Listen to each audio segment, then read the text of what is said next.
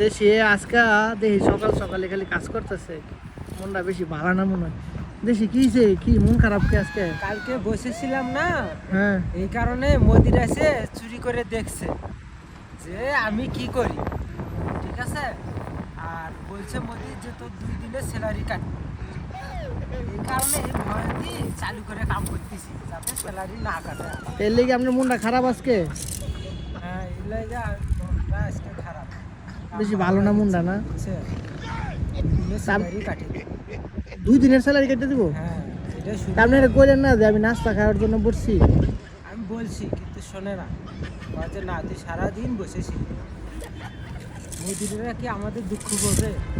আমরা তো সারাক্ষণে কাজ করি, কম বেশি হলেও মজুরিরা বোঝে না এটা। অতিরিক্ত কিছু বলাও যাবে না, এই কারণে বুঝে কাজ করতেছে। আচ্ছা ঠিক আছে, আমি যাইগা, পরে আবার দেখলে আবার লাগবো। হ্যাঁ, যা না কাজ করতে